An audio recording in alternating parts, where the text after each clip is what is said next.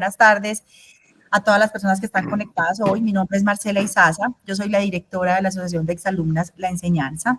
Para quienes no nos conocen y no saben qué es la asociación, somos una empresa social fundada hace más de 70 años y que nos dedicamos a trabajar por el cuidado y a trabajar por los otros. Uno de los programas más importantes que tenemos en la asociación es el programa de Juanitas.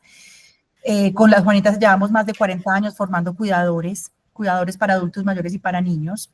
Hemos formado más de 2.000 cuidadores en este tiempo y seguimos formando, buscando generar opciones de desarrollo laboral, opciones de desarrollo profesional, pero también formación para la vida, para personas que quieran aprender a cuidar. Todos somos cuidadores, pero qué rico lograr desarrollar mejor las competencias como cuidadores y el programa de Juanitas ahí está. Más adelante les pongo mi correo electrónico para que quien quiera contactarse con la asociación pueda hacerlo a través mío como directora y alguien del equipo ya estará en contacto con ustedes. Como decía María Inés hace parte de nuestro consejo directivo. Hay varias personas del consejo directivo y del equipo de la asociación conectados hoy a la charla. La idea es seguir contribuyendo, seguir creciendo este programa. Este año ya estamos cerrando los programas de este año, pero con toda seguridad en enero hay espacio para que muchísimas personas se formen de manera gratuita con nosotros gracias a muchas alianzas que tenemos. Entonces, sean todos bienvenidos. Qué rico tener esta buena asistencia a la charla. Estamos 59 personas conectadas. Hoy tenemos un tema muy importante, un tema que toca el corazón, un tema que toca el alma, un tema que todos deberíamos aprender a trabajar, que es el tema de la muerte. Algunos de ustedes podrán tener episodios o familiares o están pasando por un duelo en este momento, otros ya lo transitaron, pero sin duda alguna todos los seres humanos llegaremos a transitar el duelo por la muerte de un ser querido. Hoy nos acompaña Jorge Ignacio Montoya Carrasquilla. Es médico, cirujano, gerontólogo, psicogerontólogo, ¿cierto? Es un gerontopsiquiatra. Eso, gerontopsiquiatra, bueno, y es especialista experto en duelo. ¿Quién mejor que él para hablarnos un poquito de cómo resignificar el tema de la muerte? Cómo entender que la muerte es un nuevo comienzo y desde muchas miradas. Entonces, sin más preámbulos, doctor Jorge, muchísimas gracias, como siempre, por acompañarnos en la asociación, por su generosidad en su tiempo, en su conocimiento. Esperamos a todos que disfruten mucho el espacio. Les propongo por facilidad logística que si hay preguntas, vamos a dejar al final un espacio para preguntas. Lo que podemos hacer es que las van escribiendo en el chat y yo al final, bien sea que leo las que tengamos en el chat o bien sea que abrimos micrófonos, pero así va a ser mucho más fácil y vamos a poder optimizar el tiempo mejor. Recuerden que la charla queda grabada, la charla luego la podrán ver en nuestras redes sociales y como les decía, en el chat les voy a poner mi correo electrónico y las redes sociales de la asociación. Bienvenidos todos y muchas gracias. Adelante, doctor. Bueno, pues muy buenas noches. Un gusto de poder estar aquí con ustedes y compartir algunas de las cosas que yo hago. Ya les iré contando. Pero quiero decirles que yo tengo una relación con el colegio muy antigua. De hecho, hice la primera comunión en el colegio hace muchos años. Yo ya tengo 65 años, para que imagínense, la primera comunión fue hace como 60 años en la casita esa que todavía está, no me acuerdo cómo es que se llama, hace muchos años, ¿no? Y pues fui el médico de las monjitas durante varios años. Fui médico de las monjitas tanto ahí en el colegio, por allá por Robledo, no me acuerdo cómo es que se llama, San Germán. En Landirás, en San Germán. En Landirás, en San Germán, sí. Mi familia Carrasquilla ha sido muy del colegio, desde tías que han sido exalumnas. Mi hermana es exalumna del colegio y un tío mío, pues uno de mis tíos que era adoración de las monjitas del colegio, que era Federico Carrasquilla, que murió hace como 2 añitos él ya. Bueno, pues yo me dedico a acompañar a personas que pierden seres queridos porque cuando estaba haciendo psiquiatría hice también cuidados paliativos. En una época, hace muchos años, yo soy médico hace 41 años y hice cuidados paliativos y psiquiatría hace 38 años, más o menos. Me dedico a acompañar a personas que pierden seres queridos desde entonces. Todavía soy médico de paliativos en el hogar San Buenaventura, donde está Sandra, la directora, donde algunas de ustedes hacen prácticas. Soy el médico de ahí hace muchos años, 20 y tantos años, casi que desde que llegué de España aquí. Hoy día, pues la mayor parte de mi tiempo lo paso en México, donde trabajo enseñando y haciendo muchas actividades relacionadas con tanatología clínica, que básicamente es orientado al duelo. Bueno, pues hoy les traigo una presentación, vamos a compartirla. Bueno, dice: la muerte, un nuevo renacer, una visión tanatológica del dolor humano y el niño herido del adulto enfermo. Porque si nosotros queremos un renacer, si nosotros queremos cambiar o ver la muerte de otra manera, tenemos que ir a la raíz del origen de por qué la vemos de diferente manera. No es un tema que le guste a todo el mundo, eso está claro, no es un tema de sobremesa. De hecho, somos muy pocos los médicos que nos dedicamos a este tipo de trabajo. De hecho, yo no conozco muy pocos compañeros que se dediquen al duelo, precisamente por eso, ¿no? La medicina, como se basa en una medicina curativa, pues la muerte es casi que la antítesis de la medicina, ¿no? Entonces no es un tema que se trabaje mucho. Por eso, si queremos hacer ese cambio, la propuesta que les tengo hoy es que empecemos a cambiar las cosas desde muy pequeños, ya que estamos en un colegio, muchas cosas. Yo trabajo con un grupo enorme que creamos hace 3 años largos, que se llama G5 Tanatología, que es el grupo más grande que tenemos en México para la atención al duelo infantil, y estamos empezando a trabajar con los niños. De hecho, ya tenemos un grupo aquí en Envigado de G5, de Pepe Grillo, que son los grupos virtuales de duelo infantil. Y venimos trabajando mucho rato, porque ahí es donde tenemos que empezar a trabajar. Porque miren la pregunta que yo siempre le hago a la gente: ¿ustedes se acuerdan cuando ustedes estaban pequeñas, estaban creciendo y tuvieron algún tipo de pérdida? ¿Se acuerdan de ese adulto comprensivo, tolerante, amoroso, que se acercó a ustedes cada vez que tenían una pérdida a enseñarles estrategias de afrontamiento del tipo la silla vacía, la aflicción compartida, la atención dividida? ¿Se acuerdan de ese adulto? Muy probablemente no, porque lo que aprendimos de forma vicaria, observando lo que hacían nuestros padres, es lo que conocemos como estrategias de negación, que ahora las veremos. Por eso, cada año nosotros trabajamos en que cada año sea el año del reconocimiento del duelo infantil, precisamente para hacer más visibles a esos niños, como les voy a ir mostrando. Entonces, ¿sí se puede avanzar o no? Sí, señor, se puede avanzar. ¿Tú me la vas avanzando o qué? Sí. Vale. Entonces, la ciencia ha demostrado que el cuerpo adulto contiene todas las cicatrices de la infancia, ya que la mayor parte de nuestro sistema nervioso se cablea antes de los 7 años. En algunos, esas cicatrices son queloides emocionales. En otros, son tantas las cicatrices que deforman la existencia. Y en nosotros serán cicatrices invisibles, por supuesto. Por eso, que las cicatrices que nosotros dejemos en la infancia, en los niños, sean invisibles. Por ello, hay que tener mucho cuidado con lo que al niño le das, pues será con ello que su interior construirá. Pasa a la siguiente. Orígenes del malestar de la muerte, de por qué la vemos de esta manera. Y eso tiene su origen en las múltiples pérdidas que tenemos en la infancia. Las pérdidas y el duelo son una constante de la existencia humana. Miren, la gente dice: es que lo único obligatorio en la vida es morirse. No, hay 5 cosas. Hasta ahora yo he aprendido 5 cosas que son obligatorias. La primera, morirse, por supuesto. La segunda, perder seres queridos. Si la vida nos deja crecer, alguien se va a ir, y seguramente más de una persona se nos va a ir. Pero también hay que pagar impuestos, eso es obligatorio. Hay que envejecer, también es obligatorio.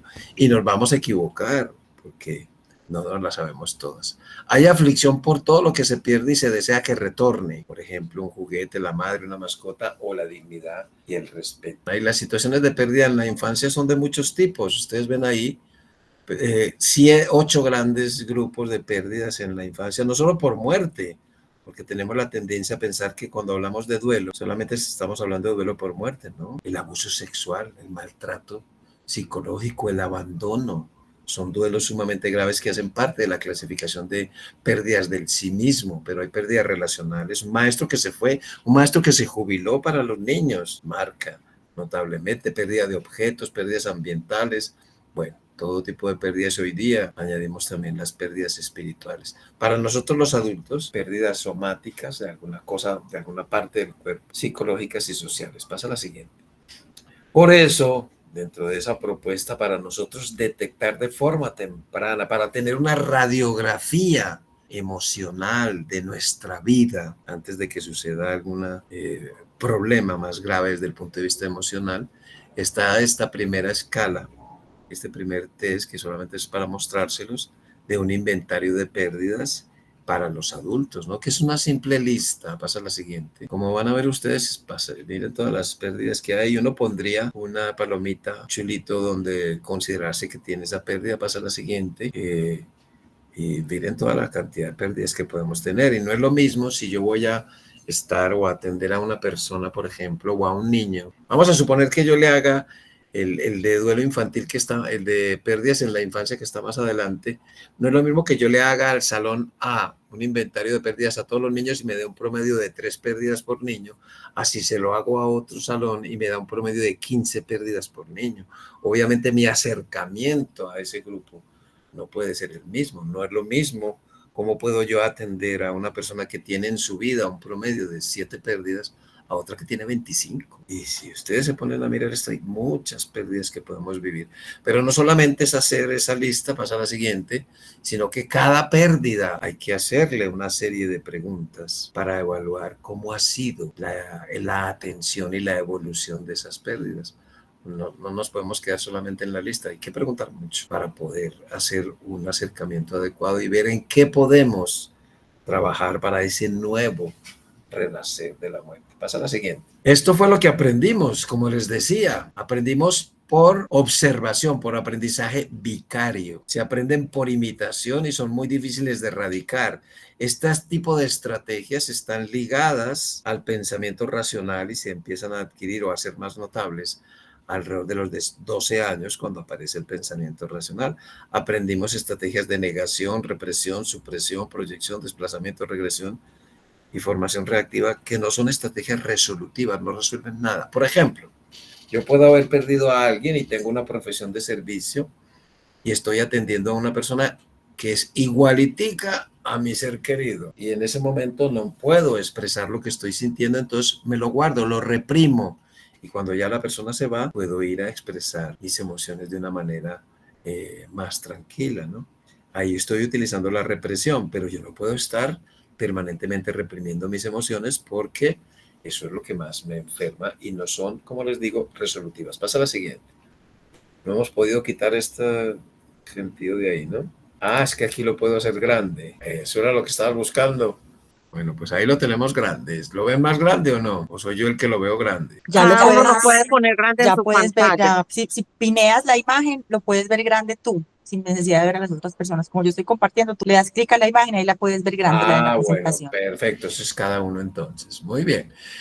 Miren esto que dice aquí. El impacto de las pequeñas pérdidas en nuestro mundo personal, la forma en que reaccionamos y el cómo los demás reciben la forma en que nos expresamos, así como las estrategias que utilizamos o que los demás nos presentan, van a influir notablemente en la forma en que abordaremos aquellos grandes duelos que la vida nos va a poner por delante. Entonces miren cómo, si queremos cambiar nuestra manera de ver la muerte hoy, tenemos que ver cómo lo hemos hecho en situaciones anteriores. No es así de sencillito que con una conferencia o cierta actitud con eso me va a cambiar. Así, nunca desprecies esos pequeños duelos a los que diariamente la vida te expone.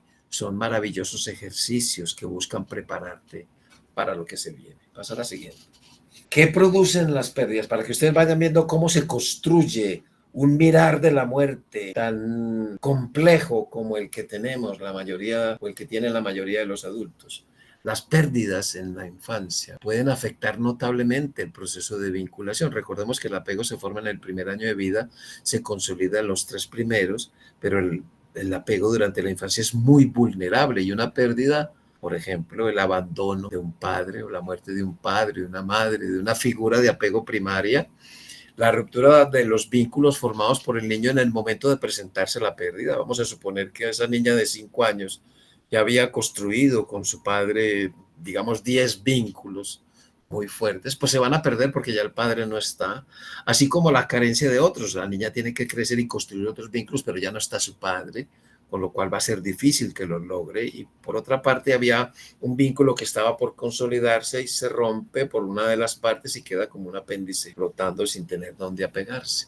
Todo eso, ese efecto que tiene en el proceso de vinculación, en lo que también se conoce como el apego, va a tener un efecto más o menos grave en la construcción del mundo personal, además de que se facilitaría el desarrollo de un apego inseguro. De ahí surge lo importante que son las figuras de apego secundarios. Por ejemplo, si el niño pierde a su papá, los tíos, los abuelos hombres, son figuras de apego secundario que deben destacarse para minimizar en alguna medida la carencia de esa figura parental. Pasa a la siguiente. Entonces vamos viendo cómo se va construyendo lo que hemos pensado, porque vuelvo y les digo, si queremos cambiar nuestra manera de ver la muerte, tenemos que ir al origen. Y si nosotros queremos que los niños de hoy día, futuros adultos, tengan otra visión de la muerte, pues tenemos que empezar por corregir ciertas cosas en la infancia. Pero, como decía en la diapositiva, la pérdida en sí no es tan traumática, por muy traumática que sea, como si puede serlo el hecho de que quienes le acompañamos no sepamos cómo hacerlo. La pérdida en sí no es tan traumática como si puede serlo el hecho de que quienes le acompañamos no sepamos cómo hacerlo. O sea, nosotros influimos mucho en lo que la gente piensa de la muerte hoy día. Nuestros hijos se ven influidos por nuestra manera de haber abordado los diferentes tipos de pérdidas. Pasa a la siguiente. Yo todavía me encuentro con profesionales que dicen que los niños son resilientes, y eso ha sido un mito que ha hecho muchísimo daño y que ha influido notablemente en el abandono del duelo infantil, en el abandono a la atención de las pérdidas que tienen los niños en la infancia y los jóvenes. Recordemos que la resiliencia, definida como la capacidad que tiene toda persona para superar circunstancias traumáticas y adaptarse a las situaciones adversas con resultados positivos, para poder hacerlo se necesita de muy buenos recursos internos y externos. Y las pérdidas en la infancia ocurren en un contexto de muy pobres habilidades cognitivas y sociales. Es decir, los niños no tienen casi nada para defenderse. Ahora les mostraré con qué se suelen defender. Entonces, no son resilientes. Lo único que se ha comprobado que le da algo de resiliencia, de ese enorme edificio que es la resiliencia, que esto solamente ocuparía un pisito, es un apego seguro. Pero no todos los niños van a tener apegos seguros o se crían en apegos seguros, pues porque antes no se hablaba mucho de lo que es un apego, ¿verdad? Pasa a la siguiente. ¿Qué estrategias utiliza el niño para defenderse? Pasa a la siguiente. Pues debido a que las pérdidas en la infancia ocurren en un contexto de muy pobres habilidades cognitivas y sociales, el niño solo suele contar con las siguientes estrategias para defenderse de lo que le sucede. Una conducta regresiva. Pierde el control de esfínteres, habla como un bebé, quiere biberón, gatea, balbucea. ¿Y qué suele recibir el niño a esta conducta? Pues correcciones, regaños, y solo se está defendiendo. Le estamos regañando porque se está defendiendo, porque no tiene con qué más. Trastornos de la conducta alimentaria, trastorno del sueño, inquietud. La característica más llamativa del duelo en la infancia es la hiperactividad. Y muchos niños son mal diagnosticados con déficit de atención cuando lo que tienen es un duelo. Y la conducta desorganizada, que son una serie de trastornos que influyen mucho en cómo es la construcción de la muerte, y que, bueno, ya les mostraré cuáles son esos famosos trastornos de conducta. Pasa a la siguiente.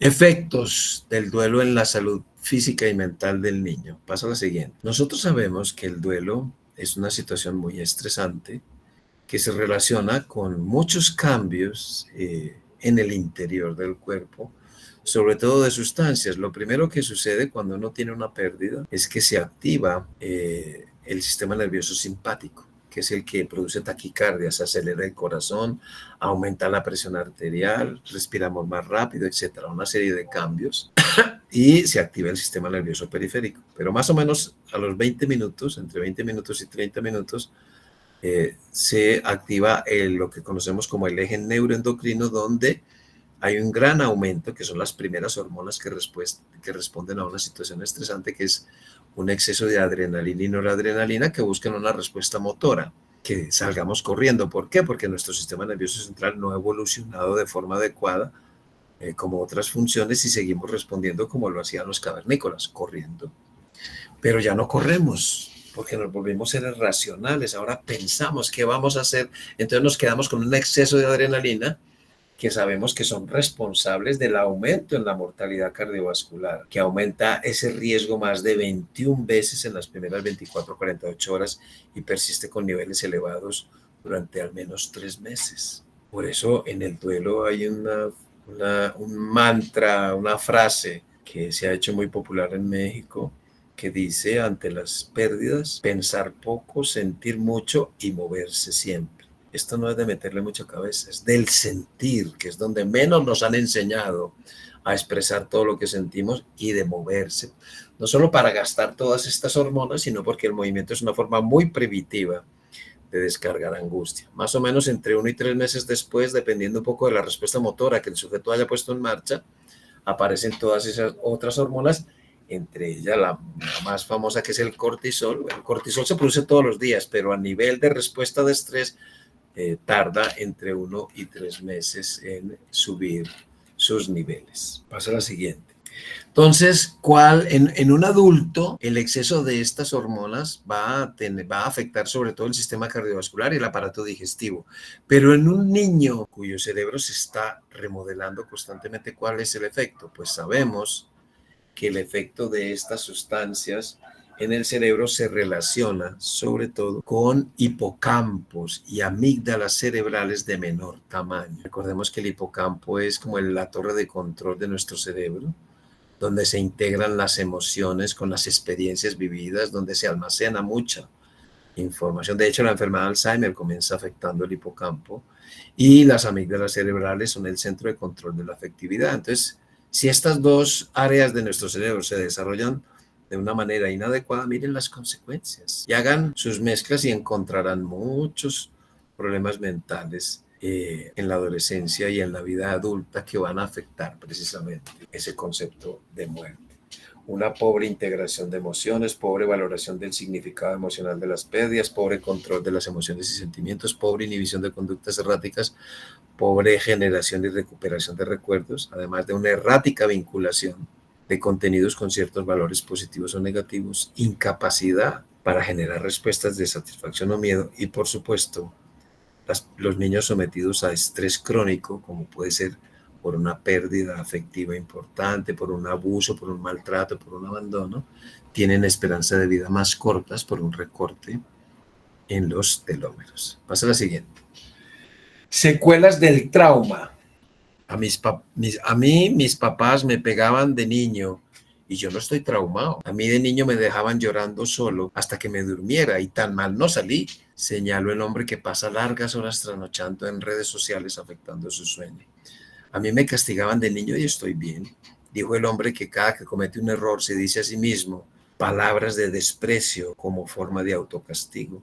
A mí de niña me pusieron mano dura y sufro de un trauma llamado educación, afirmó la mujer, que sigue sin entender por qué todas sus parejas terminan siendo agresivas. Pasa a la siguiente. Cuando yo me ponía de caprichosa cuando niña, mi padre me encerraba en una habitación sola para que aprendiera, y hoy se lo agradezco. Dijo la mujer, que ha sufrido ataques de ansiedad y no se explica por qué teme tanto a estar encerrada en espacios pequeños.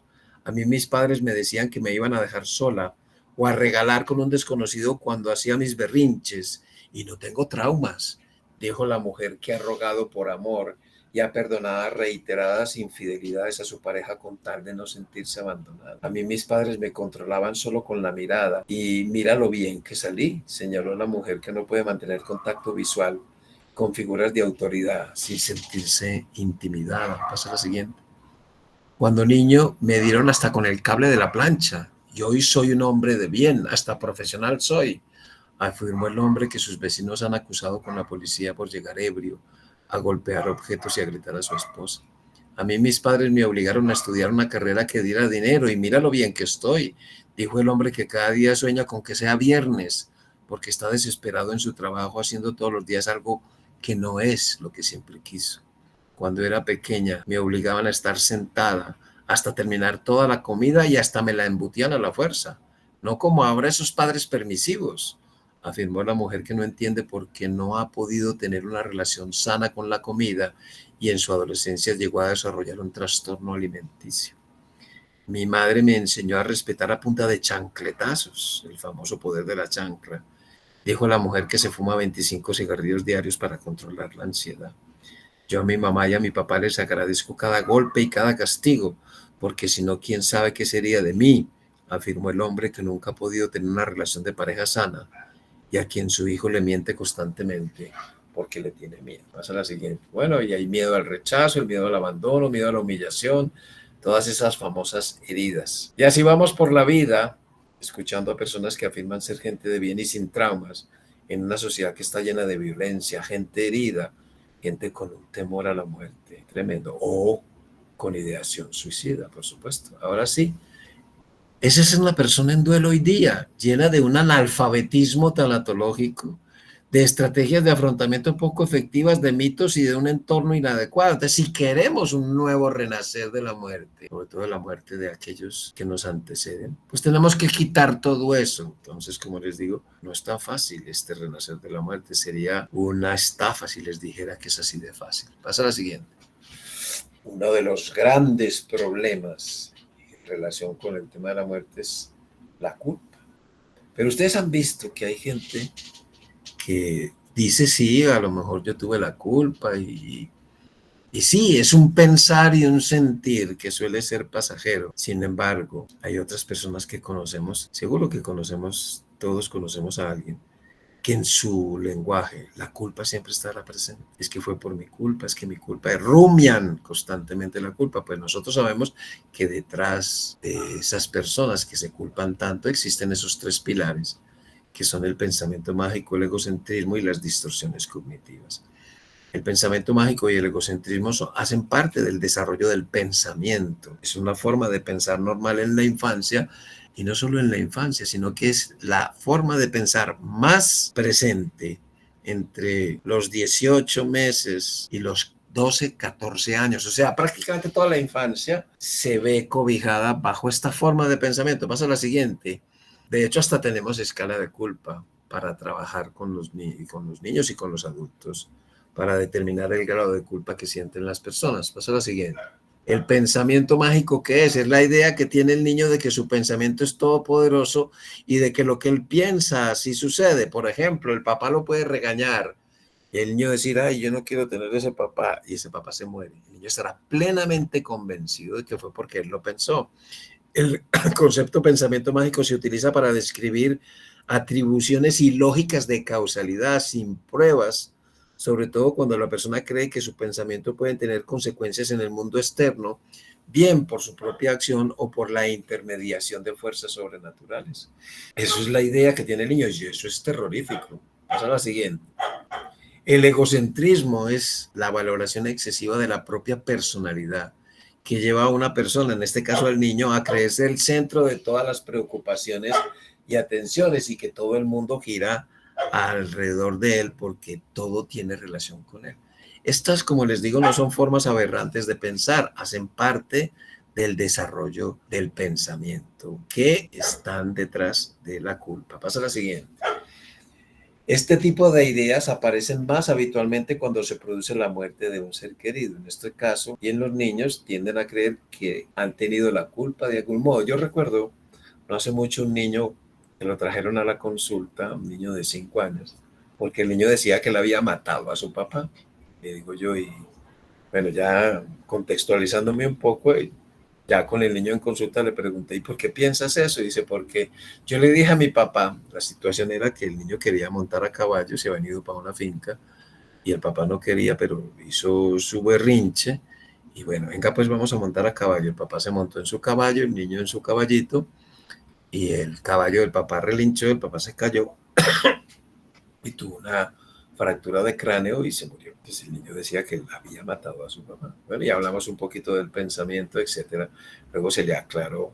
Obviamente es un niño y seguirá pensando, por lo menos hasta los 12 o 14 años, que su pensamiento es todopoderoso. El pensamiento mágico le hace creer al niño que él mató a su papá. El pensamiento racional, que comienza alrededor de los 12, le dice al niño, no, el papá no se murió porque tú lo pensaste, se murió porque se cayó del caballo y se golpeó la cabeza.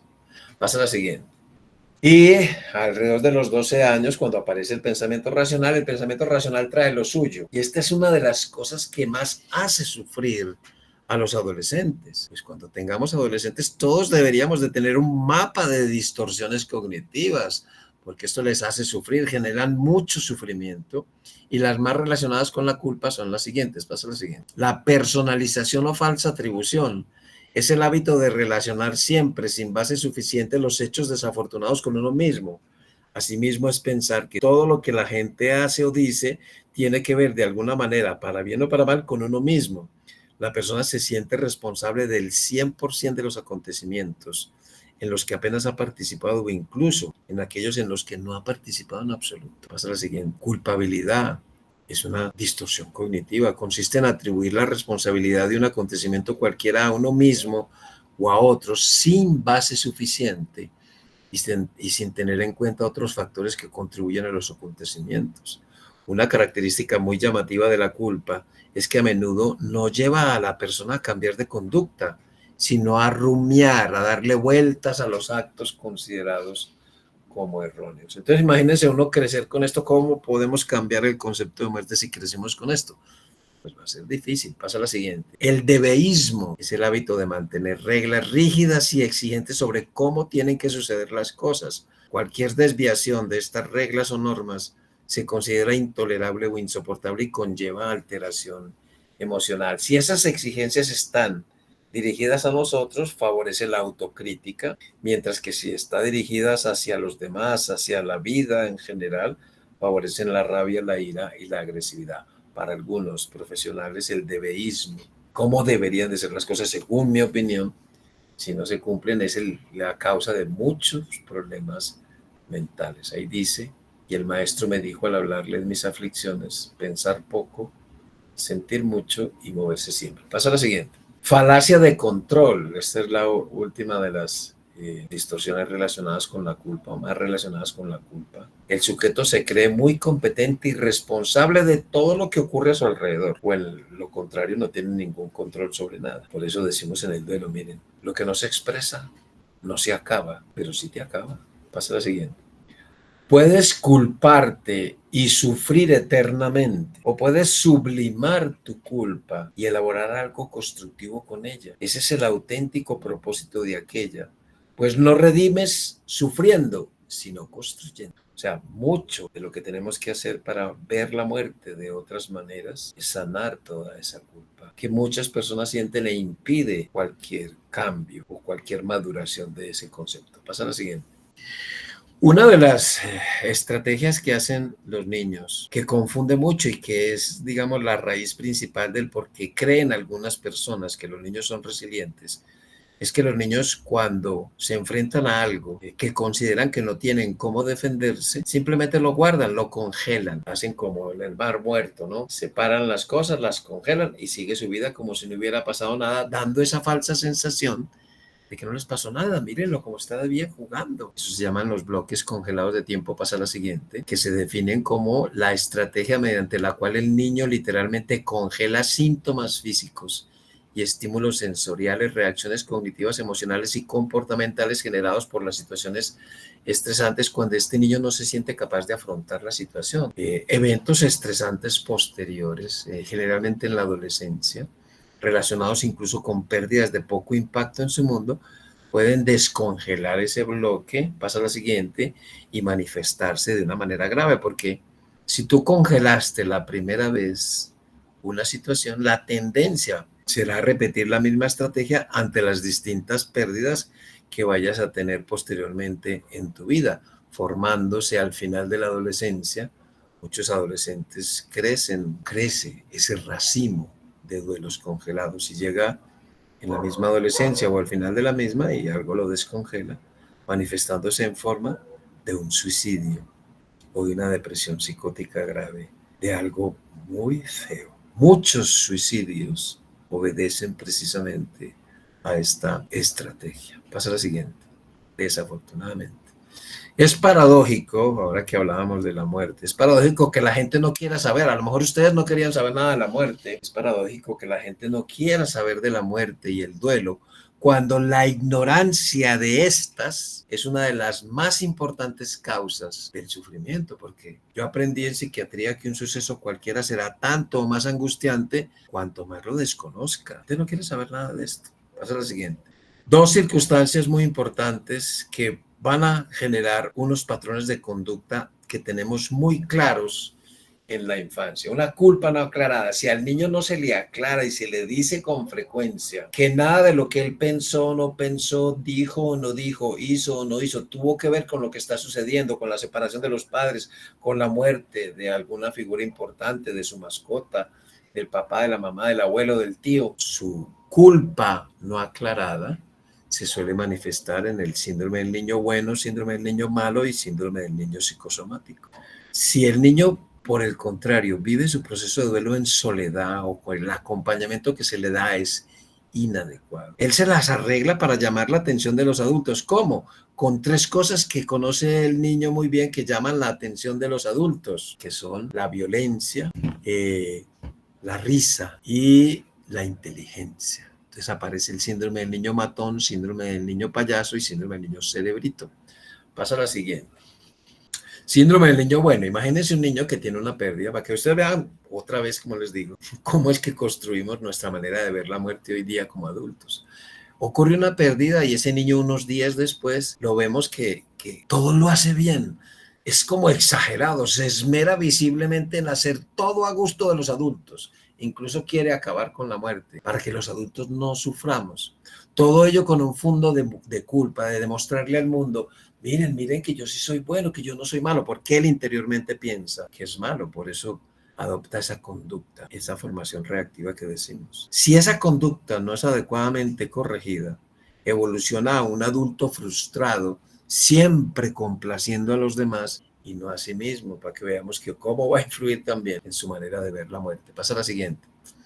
Síndrome del niño malo, que es uno opuesto al anterior, es ese niño que altera negativamente su comportamiento, pues merece ser castigado porque fue malo, porque pensó cosas malas. Pues si esa conducta no es corregida, va a ser un niño, un adolescente, un adulto con muchos problemas, cárcel o incluso muerte temprana, porque no merece vivir porque fue malo. Pasa a la siguiente. Y está el síndrome del niño psicosomático, es el niño que transforma toda su vida emocional y su culpa en enfermedad y comienza a expresar multitud de quejas que llevan a múltiples consultas, procedimientos y exámenes médicos dolorosos, horribles. Si eso no se corrige, pues evoluciona a una hipocondría. Pasa a la siguiente. Está el síndrome del niño matón que les decía que es el niño que vive solo, o su proceso, o no se le presta atención porque dicen que los niños son resilientes. El niño se torna agresivo, pandillero, como una forma de llamar la atención de otros y obtener una respuesta de estos. Se trata de un llamado desesperado de atención, utilizando dos de los recursos primarios que conoce muy bien, la rabia y el miedo. Mucho del bullying, de los buleadores, de los acosadores, pues son niños con pérdidas que no fueron atendidas, no fueron acompañadas. Si eso no se corrige, será un adulto o adolescente con problemas de violencia o cárcel. Pasa a la siguiente. Está el síndrome del niño payaso. El niño, después de una pérdida, actúa de forma graciosa, hace chistes, ríe contagiosamente, llamando la atención sobre sí mismo como una forma de sentirse acompañado, logrando con ello lo que no consigue para su duelo. Pues si esa conducta no es corregida, evoluciona a lo que conocemos como el síndrome de Garrick, en la alusión al poema de Garrick, que también se conoce como el síndrome del payaso triste, ¿no? Es el alma de la fiesta que nos hace reír tanto y que está profundamente triste. Muchos Garrick famosos. Chaplin era un Garrick. Robin Williams, para que veamos en qué terminó, aunque se le añadió pues un cuadro demencial. Suso el Paspi es una persona muy depresiva y nos hace reír como nadie, ¿no? Hay muchos actores, Jim Carrey también.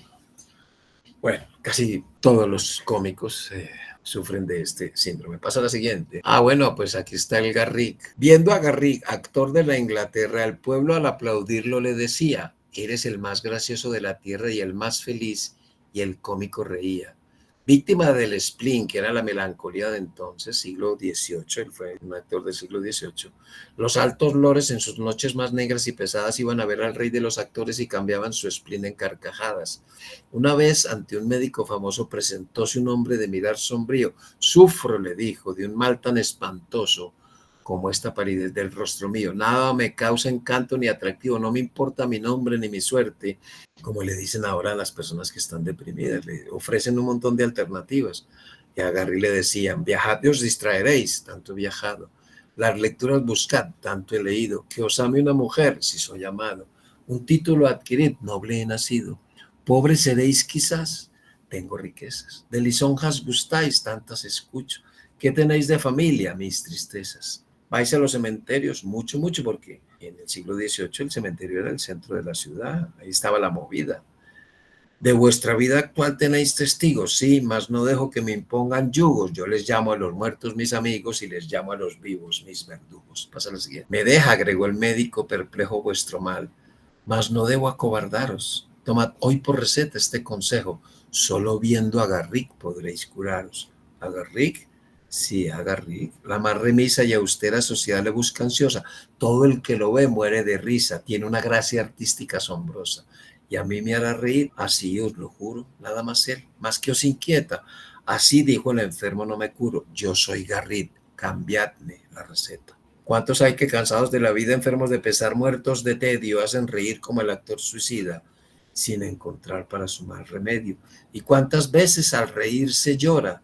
Nadie en lo alegre de la risa fíe, porque en los seres que el dolor devora, el alma llora cuando el rostro ríe. Si se muere la fe, si huye la calma, si solo abrojos nuestra planta pisa, lanza la faz la tempestad del alma, un relámpago triste, la sonrisa. Y el carnaval del mundo engaña tanto, que las vidas son breves mascaradas. Aquí aprendemos a reír con llanto y también a llorar a carcajadas. Este es Garrick. Nuestra vida está llena de Garricks. Por eso, si queremos no solamente incidir en las tasas de suicidio y en la forma en que se ve la muerte, tenemos que andar muy atentos a estas cosas. Pasa a la siguiente. Y el síndrome del niño cerebrito se trata del niño que se refugia en mecanismos maduros, intelectuales y de racionalización, pasando a tener una vida intelectual alejada de la emocional, aquella en la que no es acompañado. Si esa conducta no es corregida adecuadamente, evolucionará un niño o un adulto joven solitario, un nerd, con todos los conflictos que pueda tener. Pasa a la siguiente. El síndrome del niño afectivo, este es el depresivo. Se trata del niño abandonado por una figura de apego primaria, por el papá o por la mamá, sin explicaciones adecuadas, y en la que el niño interpreta que el abandono de su cuidador primario es porque el niño no es objeto de amor. Crece pensando que él no vale la pena ser amado, conduciéndole a una vida de depresión y ansiedad que va a arrastrar hasta su adultez. Por eso la evolución será el adolescente o adulto con trastorno depresivo crónico o ansioso, con múltiples tratamientos y un lenguaje muy triste. Y está el mixto, que es un desorden conductual que va a fluctuar en distintos tipos de conducta según se presenten las circunstancias. Es una conducta desastrosa que refleja una atención negligente del duelo infantil por parte de los adultos que lo rodean. ¿Cuál será la evolución? Adolescente o adulto usuario crónico de los servicios de psiquiatría y psicología, tanto ambulatorios como hospitalarios. Entonces vean cómo las pérdidas en la infancia sí tienen un impacto muy importante en el concepto de muerte que se tiene de adulto o de adolescente. De hecho, en el trabajo, yo tengo un grupo de duelo por suicidio de familiares de suicidas hace muchísimos años y hemos aprendido mucho de lo que las familias nos aportan. Sabemos que hay, y esto va a influir, por supuesto, en el concepto de muerte, que hay una vulnerabilidad. No todas las personas tienen esa vulnerabilidad y esa vulnerabilidad generalmente asienta en un abandono, un abuso físico, psicológico, sexual o explotación, un apego inseguro, una culpa no aclarada o unas distorsiones no corregidas. Van a generar una vulnerabilidad donde hay como característica pesimismo, impulsividad, agresividad, desesperanza. Un joven con una vulnerabilidad tipo 1 que se enfrente a una situación estresante cualquiera, como las que hay ahí, pues no va a responder igual que aquel que no tiene esa vulnerabilidad. Y si para acabar de ajustar le añadimos una vulnerabilidad 2, donde tiene muy pocas estrategias de afrontamiento adecuadas y hay abuso de alcohol y sustancias que llevan también a una pobre reserva emocional, pues ahí está servido el suicidio, ver la muerte de otra manera. Pasa a la siguiente. ¿Cuál va a ser el resultado de las pérdidas? Bueno, pues en la literatura se describen 3 resultados: crecimiento, estancamiento o regresión. Aquí lo vemos en esta gráfica. Por culpa de una pérdida se van a desarrollar aspectos más positivos de la personalidad, más comprensivos, más tolerantes, más amorosos, más espirituales, más comprensivos. Afortunadamente, la mayoría de las veces suele ser así. ¿Vamos a ser igual a como éramos antes? Eso es poco probable. O va a ser todo lo contrario, aspectos más negativos, más agresivos, más intolerantes, menos amorosos, más resentidos, más amargados. El resultado final es curioso, miren. Yo llevo, como les he dicho, muchos años en esto y es importante la forma en que uno se muere. ¿De qué se muere? ¿Dónde se muere? Todo eso es importante, pero ¿saben qué es lo más importante? El factor humano.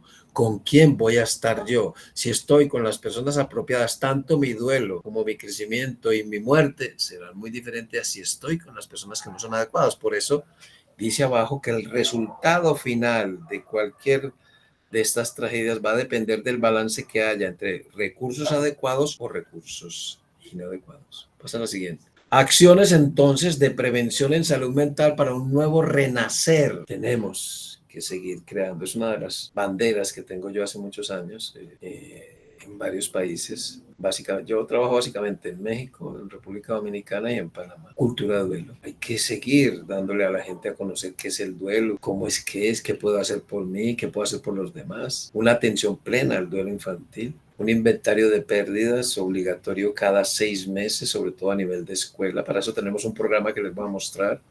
Entrenamiento permanente en estrategias de afrontamiento efectivas. Reconocimiento del dolor en niños, niñas y adolescentes. Y una atención continuada de las pérdidas, por lo menos hasta el final de la adolescencia.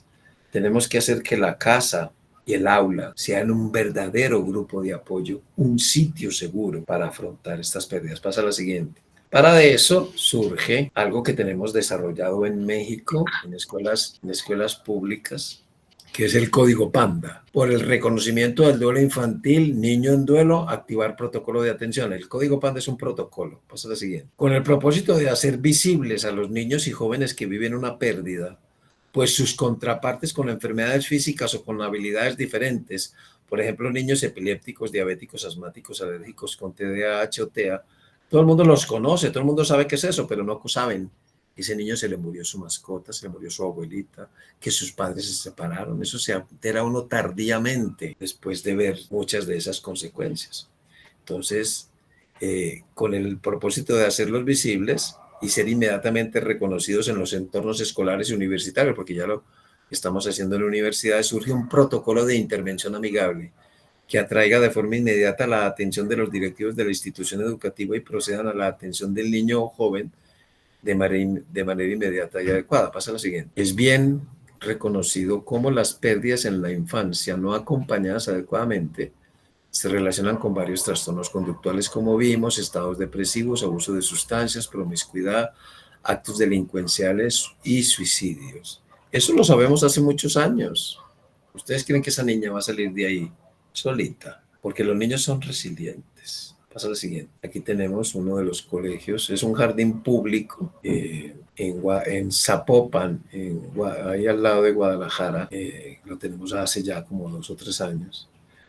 En esta escuela trabajamos con el Código Panda, apoyamos la cultura de duelo infantil. Pasa a la siguiente. Es parte, por supuesto, este protocolo, parte de una sensibilización y capacitación previa de los padres de familia y maestros en las generalidades del duelo infantil, la importancia de tener cultura de duelo y el significado del Código Panda. Pasa a la siguiente. Tiene unos objetivos y básicamente los objetivos son una buena salud mental con una manera de ver la muerte diferente. La idea no es que la vean con felicidad, sino con mejores herramientas, con mejores estrategias y de una manera que se sustente en una base de salud mental. Pasa a la siguiente. Aquí tenemos, miren, ahí está en la universidad, jóvenes en duelo. activar protocolo de atención. Ese es el muñequito del código Panda U. También tenemos, fíjense ustedes, tenemos línea Panda en Colombia, tenemos esos teléfonos, y en México. La línea Panda es un chat de respuesta mediata, es un chat de respuesta mediata para el asesoramiento de quienes le consulten en todo lo relacionado con el duelo infantil. No es una línea de consulta psicológica, sino de asesoramiento y educación en duelo infantil, remitiendo al profesional correspondiente cuando así se precise. Pues ayuda sí hay, pero bueno, ahí vamos trabajándole. Este es el inventario de pérdidas en la infancia, un poco más cortico. Se pone un chulito en las pérdidas y se responden las mismas preguntas. Pasa a la siguiente. No podemos cambiar, ya estamos prontos a terminar, no podemos cambiar los efectos devastadores de las pérdidas en la infancia mientras sus adultos cuidadores no sanen sus propios duelos. Si queremos un nuevo renacer de la muerte, no podremos cambiar lo que de ella hoy pensamos si no acudimos al origen de lo que hoy pensamos de ella. El acercamiento inadecuado, no resiliente y represor de las emociones. Enseñemos estrategias de afrontamiento resolutivas, no meras acciones negadoras y evitativas. Miren, yo hace muchos años trabajo con colegios, inicialmente aquí en Colombia y luego ya más mayoritariamente en México y en República Dominicana. Y yo al principio les hablaba de duelo y se me dormían o se ponían a jugar con el celular, lo que sea, no le prestaban atención y dije, no, es que por aquí no es. Entonces yo les dije, miren, las pérdidas, cuando doy estas conferencias a los muchachos, las pérdidas son algo que es inevitable en la vida. Hoy yo no vengo a hablarles de eso, vengo a hablarles de qué hacer si eso sucede y les comparto estrategias que han sido utilizadas por jóvenes, por niños, por adultos, que han mostrado ser efectivas. Ese es lo que estamos trabajando.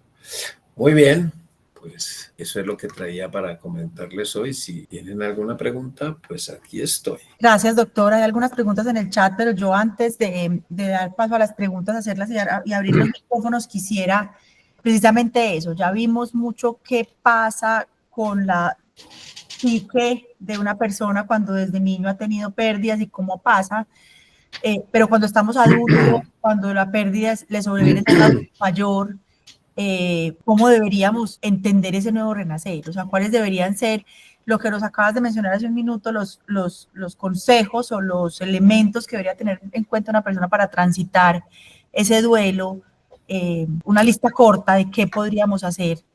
Muy rico entender la prevención desde niños, pero también cuando estamos adultos o cuando lo que acompañamos a adultos mayores que han tenido pérdidas, cómo llegar a eso. Bueno, pues a veces va a ser muy difícil porque recuerda que lo que tú eres hoy fue lo que hicieron contigo cuando estabas chiquita, ¿no? Y eso produce unas marcas que a veces son muy difíciles de corregir, por supuesto. Pero si es un adulto ya mayor, tengamos en cuenta que primero tendremos que conocer cuáles son las particularidades del duelo en la vejez, que tiene unas características que son un poquito diferentes al duelo en otras edades. Recordemos que el duelo en el adulto mayor, la característica más llamativa es la pobre expresión emocional. La mayor parte de las emociones que deberían dirigirse hacia afuera se dirigen hacia adentro. Entonces el adulto mayor se enferma mucho en el duelo y hay más quejas físicas, hay más silencio, tienen la tendencia a quedarse muy calladitos, a aislarse de los demás, les cuesta más trabajo recuperarse, etc.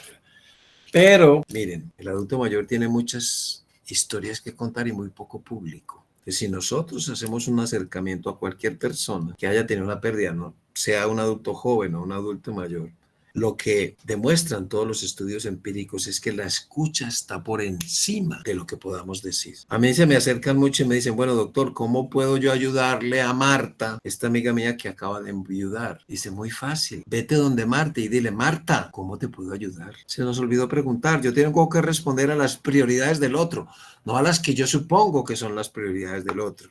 Y hay tres cosas que son fundamentales: poder acompañar a las personas en duelo y que haya un renacer. Lo que habría que definir también es qué es un renacer de la muerte, porque un renacer de la muerte no es que yo la vea con felicidad, la vea sanamente. A mí no me van a... Un renacer de la muerte no es que me quiten el miedo a la muerte, porque tenerle miedo a la muerte en algún grado es protector, porque el miedo a la muerte hace que protejas el cuerpo, que es el templo de tu alma, donde puedes tener esta experiencia humana, ¿verdad? Entonces, pues no podemos hacer bien las cosas si no tenemos información adecuada. Pero vuelvo y repito, ¿qué es un renacer de la muerte? Es que la veamos con felicidad, no, que la veamos ya no como la enemiga, sino como alguien, como algo a lo que podemos enfrentar con herramientas, con estrategias. Muy bien, antes de dar la palabra voy a leer un par de comentarios y preguntas en el chat. Hay dos que se parecen. Lina Claudia Mejía nos pregunta cómo se congela un duelo y cómo saber que un duelo está congelado en un, no sé si será adulto, creería yo que la palabra ahí es adulto. Y por acá dice, cuando la pérdida es el nido vacío, ¿cómo se congela? Bueno, no sé. Bueno, a mí me encanta el tema del duelo congelado. De hecho, la conferencia se llama El frío del duelo, que hablamos de los duelos congelados y los bloques congelados de tiempo. Los bloques congelados de tiempo es una estrategia infantil. Se adquieren en la infancia por insuficiencia de estrategias o recursos para afrontar la pérdida y no se toca en absoluto. Un duelo congelado es una estrategia de adulto en la cual el sujeto empieza a trabajar su duelo y por alguna razón, puede ser por exceso de obligaciones, por muchas otras obligaciones, porque está muy solo, no tiene quien le acompañe en este proceso, o porque le está doliendo mucho, opta por guardarlo y meterlo al congelador. La diferencia, para que me entiendan más fácil, es, ustedes compran un rollo de esa carne molida que viene congelada, ¿verdad? Y la guardan toda en la nevera. Eso sería un bloque congelado de tiempo. Pero le sacan un pedacito y guardan el resto. Eso es un duelo congelado. ¿Cómo se puede manifestar? Generalmente las personas que tienen estos procesos, ese tema no se puede tocar. Eso es como tener una uña encarnada. Uy, que se protege uno de cualquier tema, que no te vayan a pisar, que no te toquen el tema, evitas lugares que puedan sacar a flote lo que te está pasando y hay un constante vigilancia.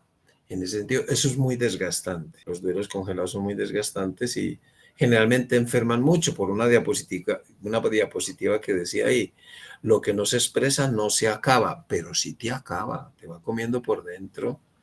Y generalmente el sistema orgánico más afectado es el aparato digestivo, porque la mayor parte de las emociones no expresadas van al aparato digestivo. Doctor, yo fui la que hice la pregunta. Entonces, o sea que cuando uno está congelando el duelo, evita el tema y cuando el tema llega, uno llora o sea, Llora o sales o te vas de ahí, evitas ese tipo de conversaciones.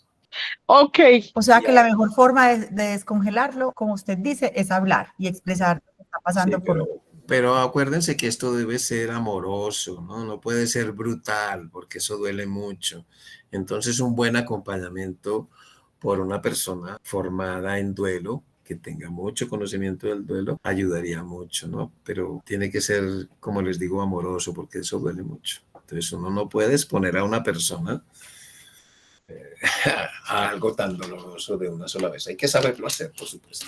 Bueno, tengo Lina, otra pregunta. dame un segundo, Lina, que vamos en orden en las preguntas. Ya te doy la palabra. Ok. Dame un segundito, por favor. Gladys nos dice, Gladys Pérez, un niño que fue separado de su padre por presunto abuso sexual, ¿cómo puedo ayudarlo a afrontar esto? Porque también dice que quiere estar a su lado y el miedo de su familia es que si fue verdad el abuso se vuelva a repetir.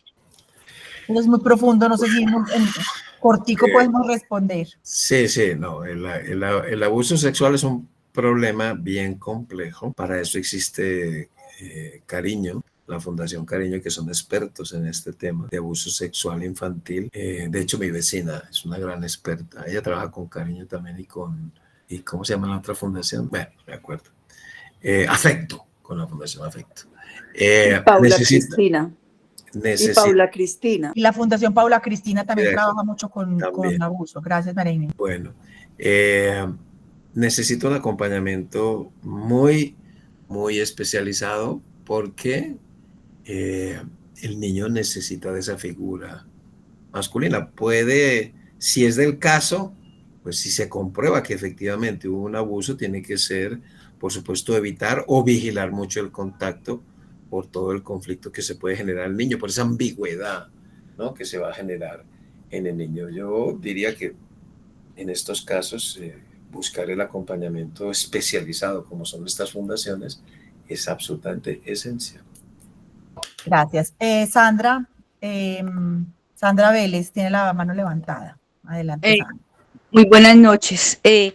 Doña Marcela, con la pregunta que usted le hizo al doctor Jorge Montoya, yo hace muchos años estoy caminando al lado de él y aprendí algunas estrategias que él nos enseñó a nosotros para ser cuidadoras, acompañando en duelo a las familias del hogar. Entonces yo me sentía de manicruzada, totalmente impotente frente a las familias, ¿cierto? Entonces me decía, Sandra, muchas veces el ser cuidador en ese momento es hacer nada. Y yo, nada.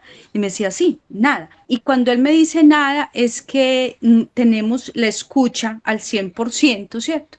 Siempre escuchando, pero una cosa muy importante que él nos enseñó es que cuando nosotros nos dediquemos a escuchar, realmente sea una escucha interesada en lo que el otro está expresando.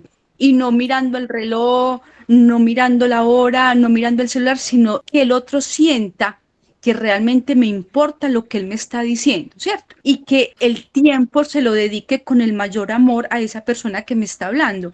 Y algo que a mí siempre me ha llamado mucho la atención es que creemos que solamente acompañamos en el duelo hablando y haciendo.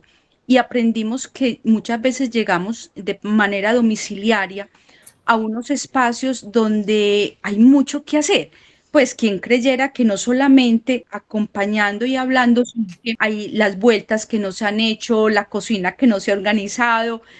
Acompañamos, doña Marcela, de muchas maneras a esas personas que están sufriendo en duelo. Entonces ese era mi aporte desde lo que he aprendido con Montoya. Dios le pague. Pues fíjense que yo llevo tantos años en este trabajo y todavía cometo muchos errores al escuchar. Nosotros, yo le digo, miren, ustedes han visto qué hace un cocinero famoso después de cocinar, cómo limpia sus instrumentos, los lava muy bien, los hace, yo que se los guarda en pañitos, lo que hace un violinista después de usar un violín, como lo encera o lo que sea que le eche al violín.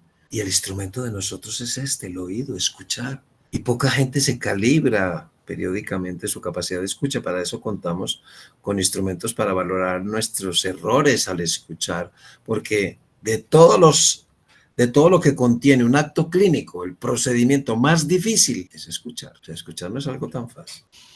Gracias, doctor. Lina, tienes la palabra. Doctor, bueno, yo tengo una pregunta. ¿Cómo sé que yo congelé mi duelo? Porque yo en el 2021 tuve 2 duelos. El primero, en junio, falleció mi mamá y en octubre falleció mi hijo. Yo a mi mamá no la lloré porque yo estaba tranquila, yo sabía que había hecho por ella todo lo que había que hacer en su enfermedad. Mi niño tenía 16 años, falleció a raíz después de una cirugía, bueno, tuvo un trombo y falleció. Él sí lo he llorado demasiado y yo a veces siento que tengo como ese duelo congelado. Pues mira, a lo que alcanzo a percibir, Lina, por lo que mencionas, no pienso que esté congelado.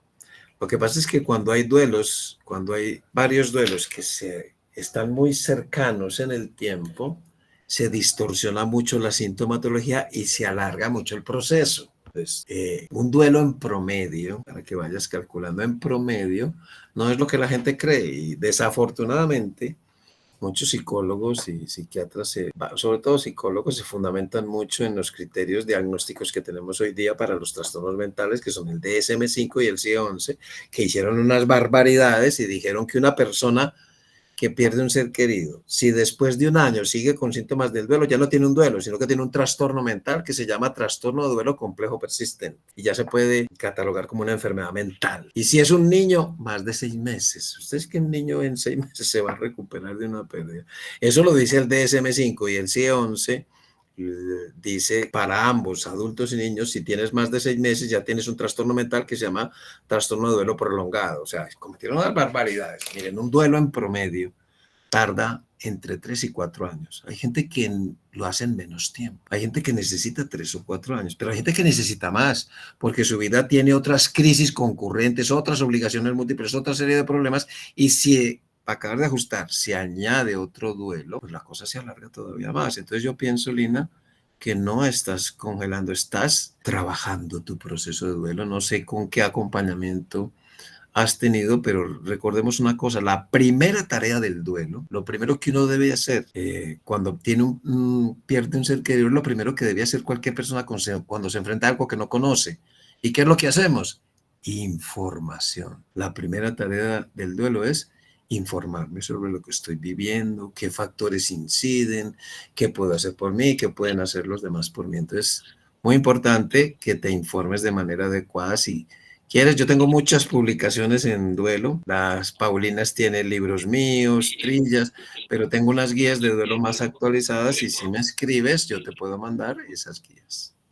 Claro que sí, doctor, ya pregunté en el chat, pero entonces yo tenía una discusión un poquito fuerte con la psicóloga de duelo de la funeraria, porque yo a mi mamá, yo no la lloré, porque yo me sentía eh, complacida, o ¿cómo se dice? El deber Satisfecha con lo que cumplido. hiciste por ella. Exacto, satisfecha. Entonces yo decía, mi mamá, yo le detecté lo que tenía, la cuidé, le di la mejor calidad de vida y ella falleció en un lugar tranquilo, bueno, dentro de los que se puede decir que tuvo una muerte linda, pero entonces ella me decía, pero entonces usted, ¿por qué llora a su hijo? Y yo, porque me duele, o sea, y todavía me sigue doliendo, pero yo a mi mamá no la lloro. Igual, yo ya pregunté en el chat cómo puedo tener una cita con usted y muchas gracias por la conferencia, fue muy bonita. Muchas gracias también a las Juanitas, a la Fundación, gracias por la conferencia. Dios los bendiga. Gracias. Aquí acabo de poner en el chat el correo y el WhatsApp del doctor. Tengo por acá otro comentario, doctor, otro par de comentarios en el chat. Vamos a ver por acá. Bueno, pusimos el dato de las fundaciones que trabajan abuso. Mari Montoya dice, yo creo que congelar el duelo es lo que estoy haciendo con el duelo por la muerte de mi madre. Siempre procuro olvidar lo que pasó durante su enfermedad porque me duele demasiado. Mejor cierro mi cerebro cuando tengo angustia con otro pensamiento. María Inés Restrepo, que es parte del Consejo Directivo de la Asociación, nos da pues las gracias por la conferencia, por el excelente enfoque del doctor Montoya. Bueno, para todos saben que estamos acá haciendo charlas cada mes desde la Asociación de Exalumnas, hablando de diferentes temas en torno al cuidado. ¿Alguien más tiene alguna pregunta adicional o comentario respecto a la charla? O doctor, ¿usted quiere complementar a lo que... Sí, yo quería decir uno de los últimos comentarios que dijiste, que lo que aprendimos, nosotros crecimos con esas estrategias de negación, que llamamos estrategias de negación, todas están contempladas en el mismo paquete de negación. Y una de ellas, quizá la más común, es el patrón de evitación o supresión que lo acaba de decir la compañera, ¿no? Que ella evitó pensar y que cerraba su cerebro, ese es un patrón de evitación. El asunto es que eso no es resolutivo, esa estrategia no resuelve, sino que lo aplaza para el tiempo que usemos la misma estrategia. Por eso, tan importante, aprender mejores estrategias. Yo tengo muchísimos grupos de duelo virtuales, muchísimos, donde hablamos mucho de estas cosas y desafortunadamente, pues no todos los psicólogos están debidamente formados en la atención al duelo, por supuesto.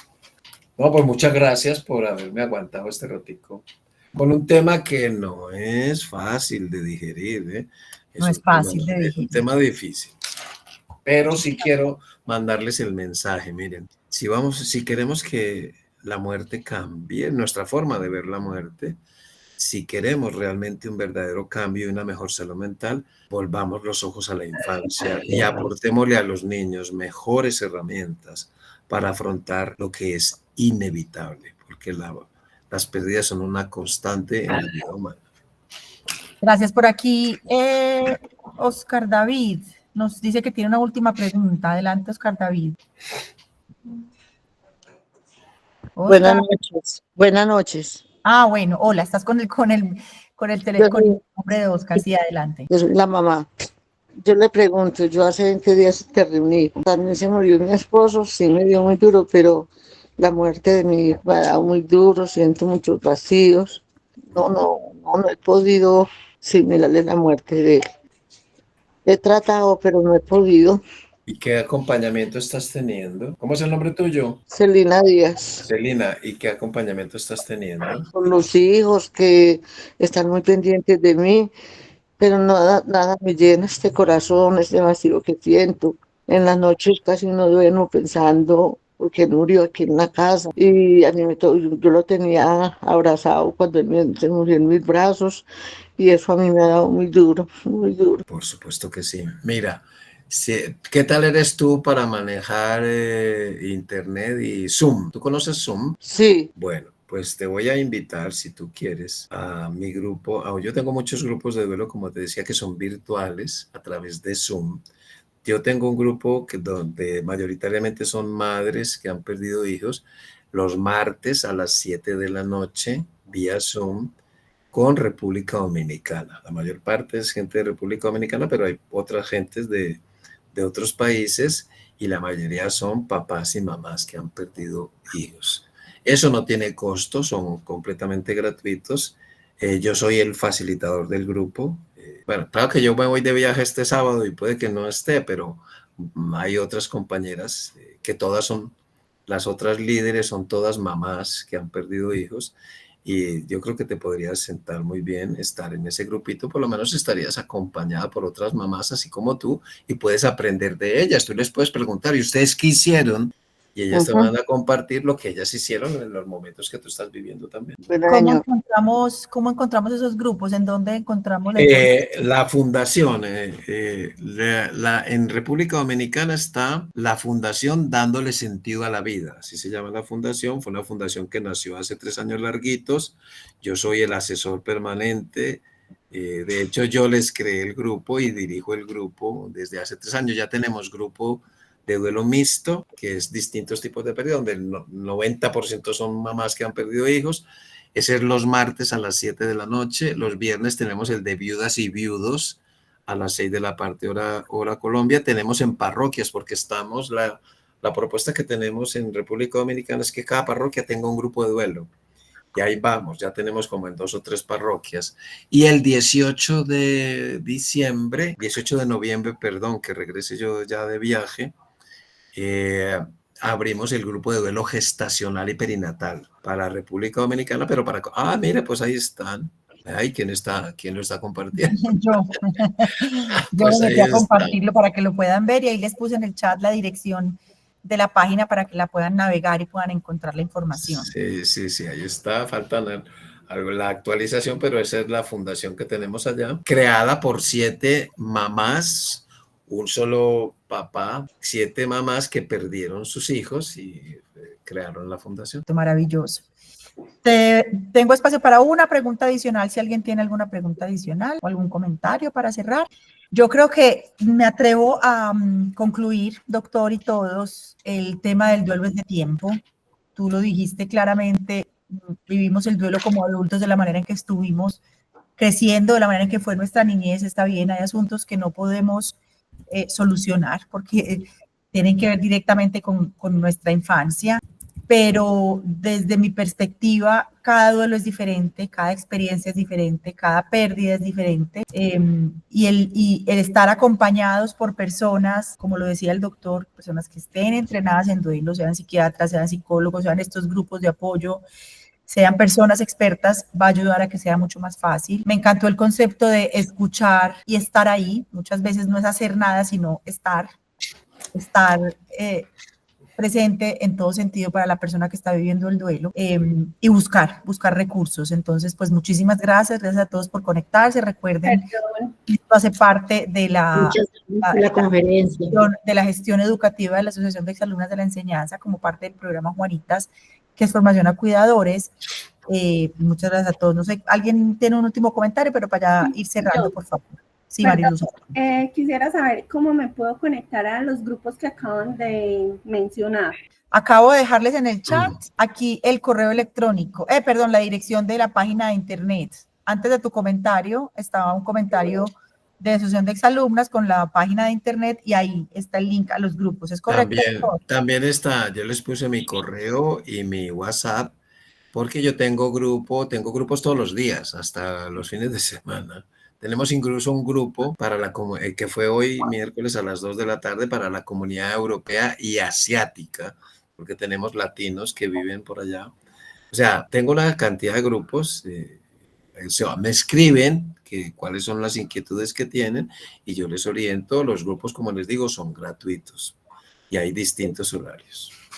Perfecto. Gracias, doctor Jorge, por la generosidad, por el tiempo, por los conocimientos. A todos, qué rico este interés en aprender, en crecer, en tener una vida mucho mejor todos los días.